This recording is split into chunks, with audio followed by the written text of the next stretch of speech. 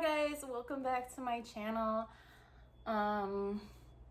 This is a video that I thought about doing for a really long time, but I never did it yet. So today I'm gonna do it because my daughters are out of the house. I'm alone, besides my son who's sleeping. He'll be sleeping for a couple hours.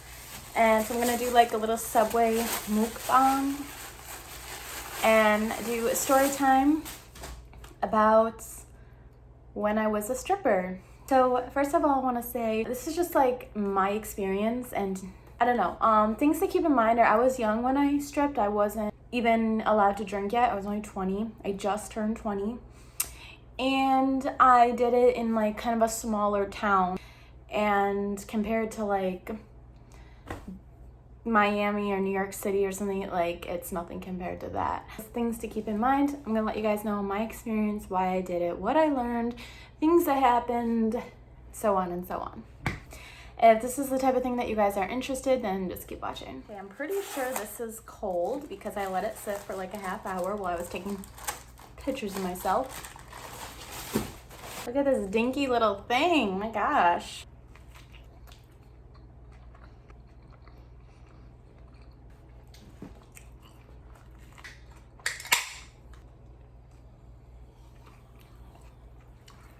So back in like 2014, I had been thinking about, first of all, I had been thinking about stripping for over a year before I did, just because it really intrigued me.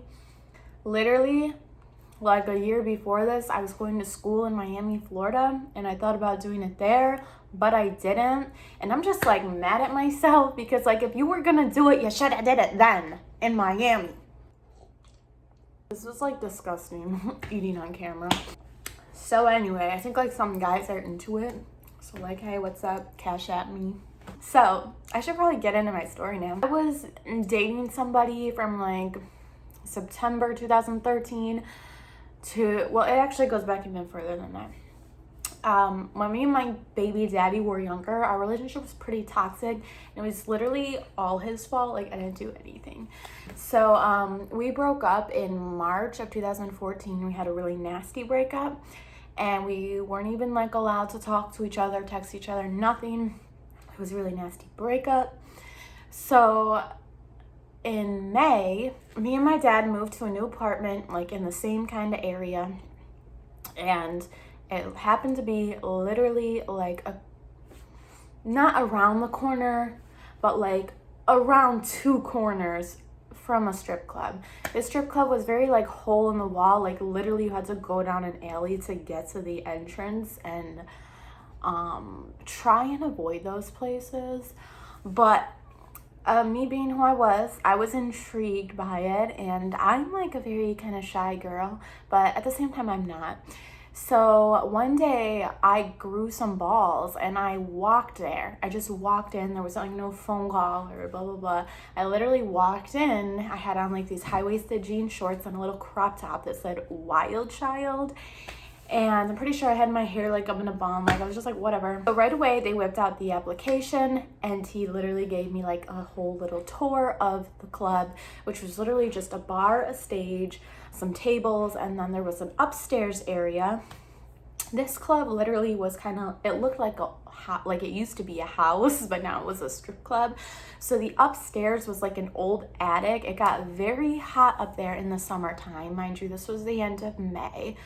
And I met like one or two of the girls, which we'll get into all that later.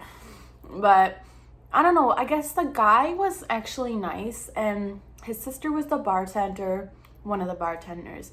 But he kind of made me feel like more comfortable about it, like this is your new home. And so right then and there we set up the time for me to come in and audition to be a dancer. So the day for the audition came. And by the way, I was telling my dad at this time that I was going to be like a shot girl, which he was okay with me like working in club life. But yeah, I was not telling him in the beginning that I was going to be a stripper. Like, who would? The day came for my audition. So I went there, and literally my audition outfit was like, I don't remember what it was on top. I think it was like a bra and like lace underwear, which that's kind of like, I don't know why I would do that. Lace see-through underwear, like sis, you gotta like wear some spandex or something. What are you doing? I was really like fit and toned at the time, like more than I ever was in my life. You know that post-breakup body be fired. I had like regular heels and they just told me like go on the stage and like dance practice. So I did it for like 2 or 3 songs and I was just like, it wasn't hard. It wasn't hard at all. And obviously I got hired because strip clubs around my hometown do not really have standards. I don't even know why they make you audition because they don't have standards. So I was hired. I'm pretty sure I was the youngest girl there. Now this first club that I worked at was a club where you actually got assigned shifts. There was a W-2, and the nights where you were assigned a shift, you had to work from like 6 to 3 in the morning. And then every other night that you weren't scheduled, you could still come in after 10 as long as you called to make sure that it was okay first. Prior to this, I had never had a regular 9-to-5 job. I only had gigs when I went to school in New York City with like hair modeling and music videos, a couple of them. So I could not get a regular job up until that point. When I would like come home from college or when I was going to school, I would literally interviewed at like Tim Hortons. I interviewed at the tanning bed and like people just didn't want to hire me. Like, so that kind of also pushed me to dance. Dancing at this first club started off okay and ended very badly. And this was only over the course of a few weeks. First, let's talk about the girls. There was one other girl that was new with me, and actually she was the only one younger than me. We'll call it, her name was Ashley. Really beautiful Spanish girl. She was literally from like Puerto Rico. She had been married before. She was only 19 and she had been married. She got cheated on. I forget how she found herself there, but she did, and we clicked really well. She was so sweet. She was funny. Like she didn't even speak full on English. She spoke broken English, but somehow we still like made jokes and laughed really hard, and she was awesome. The other girls, they were cool at first. Like they would like invite me to the bar after closing, and like they were cool at first. There was a couple girls that were kind of rough around the edges. Like a week or 2 in, I got in a little bit of a conflict with one of the bouncers who were dicks. There's like these big, huge, like chubby guys that are dicks. And basically I was trying to leave at 2 a.m. and he was trying to say that I had to stay until 3 a.m. But I had like a family situation and I wanted to get out of there. So I was arguing with him and I did something stupid. I was like, I'm like the hottest girl in here. You're not going to fire me, like if I leave now. And that was really dumb and really immature to like say that. My Spanish girlfriend, she wasn't there at the time. I don't know why I said it, but I just like, it came out, I was like, yo, like listen, blah, blah, blah. And I ended up leaving early. And so I think like his way of getting back to me was like telling people that I said that. So all the girls ended up hearing that I said that. My friend Ashley, I don't remember talking about it with her, but like she didn't give a shit. Like we were really tight. The other girls mostly started hating me after that.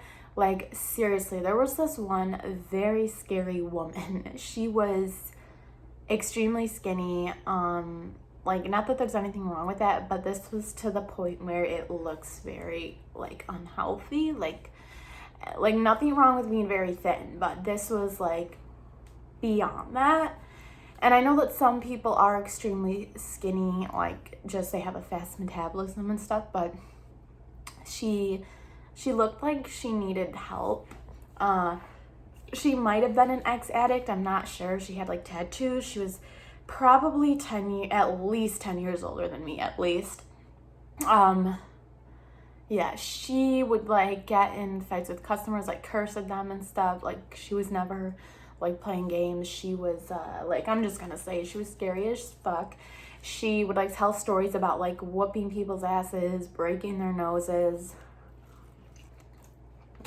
After this happened, like the next time I came in or whatever, I went up the stairs to the attic And I was just getting ready, straightening my hair, doing my makeup, just doing the regular stuff. And she was up there and she was talking to another dancer, and she did never address me, never said my name, but I know she was talking about me. And she was like, bitches this, bitches want to say this, that. And the next time I hear a bitch say that, I'm dragging them outside and beat their ass, da da da.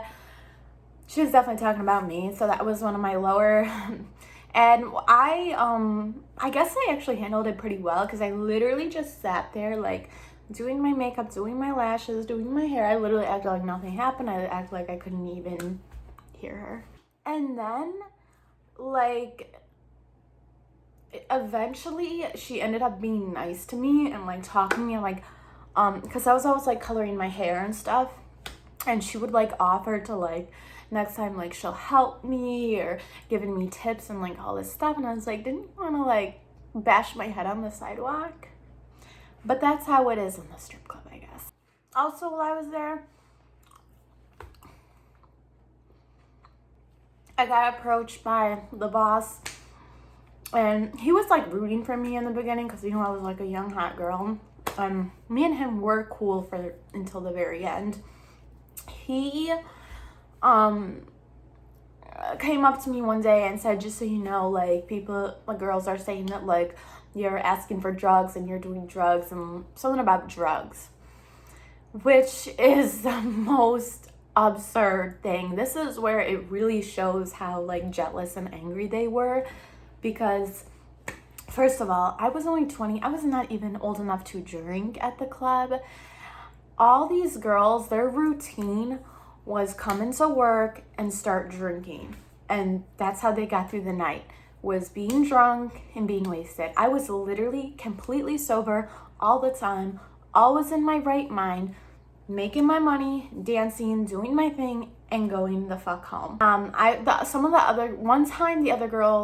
One time one of the other girls tried to get me to do a stag with her, and she basically told me that we would do cocaine and then we would pretend to do sexual things together and get money. Of course, I did not do it, but pretty much a lot of these girls were like coke addicts too.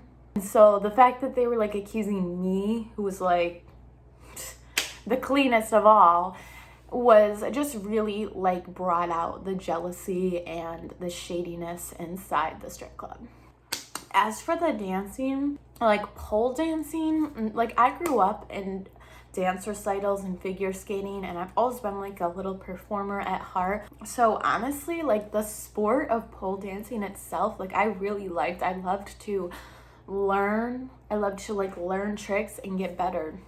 So that part was fun. Like today, I would love to go to a pole class still today. The customers in general were all right. I mean, I would meet like a lot of younger guys that were in like their early 20s, and they would literally try to like date me and stuff, which I know people are like, oh, you're a stripper, like they only want to F.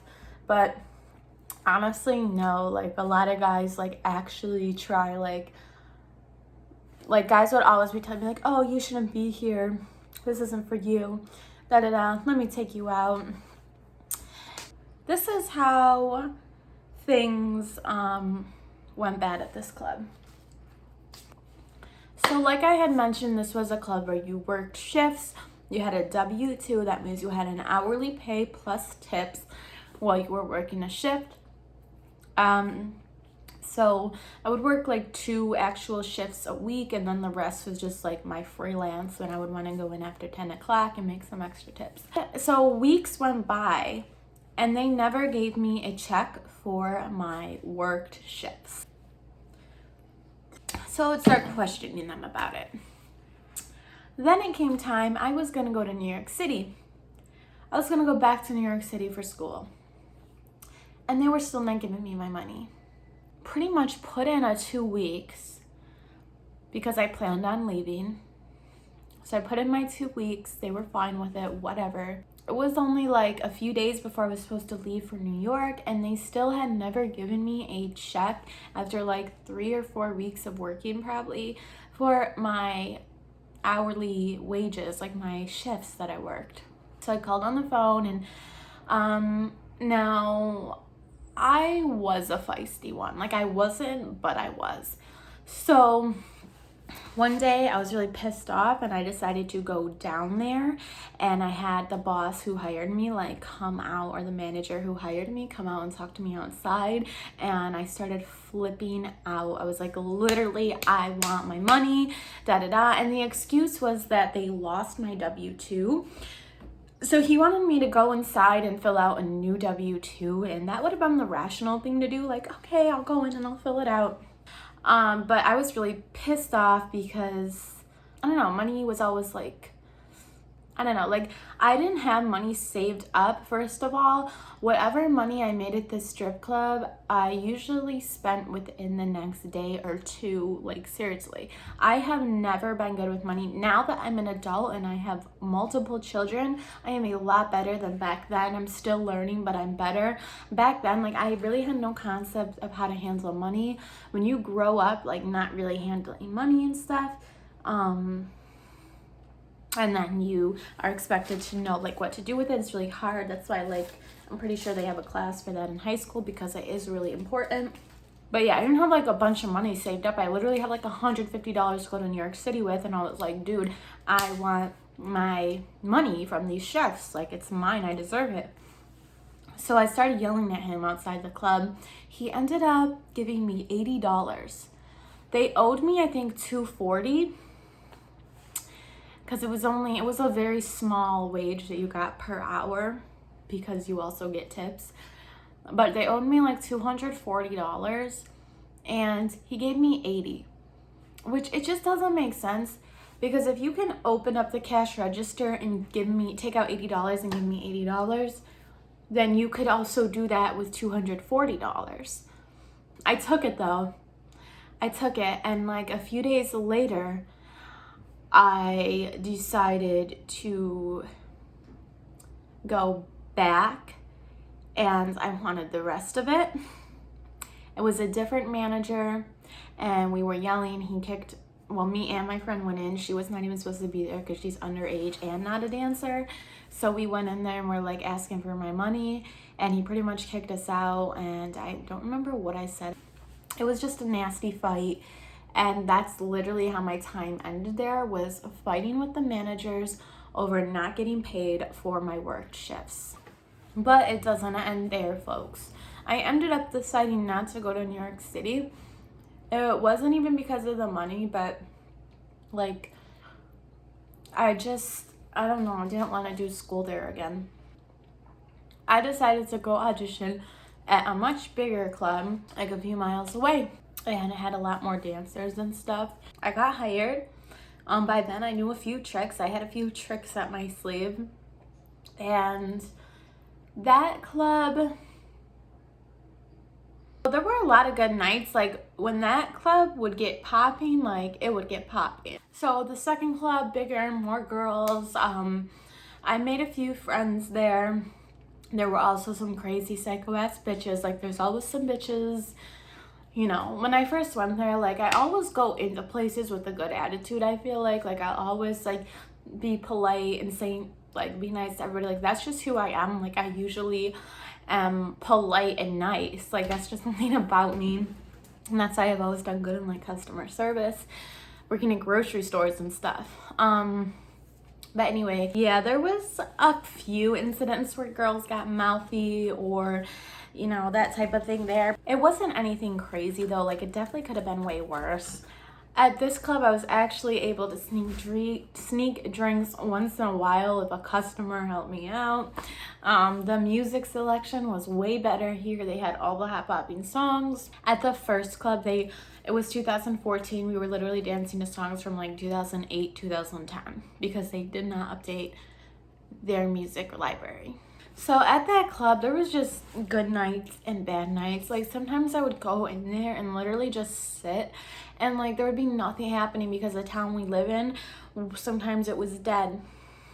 A lot of the time I started to feel like it just was not even worth it to go there. And yeah, so like, I danced pretty frequently throughout the summer. In September, or in the end of August, I went back to college in my hometown, and I only decided to dance like one night. One night as a college student, I decided to go dance, and it was so bad and so slow and like no money that I didn't even have money to get a cab ride home, and I had to have my dad have our neighbor come pick me up at the strip club. Okay, that was rock bottom. I wish I could say I never danced after that, but that fall I went to another club in the fucking ghetto. For some reason, I thought that was an okay idea. And there wasn't much money there either. There just wasn't. Like, you had to bust your ass to make $150. And it got to the point where, like, it's not even worth it. Also, well, because, like, in order to go, I hadn't danced for, like, a month or two at that point.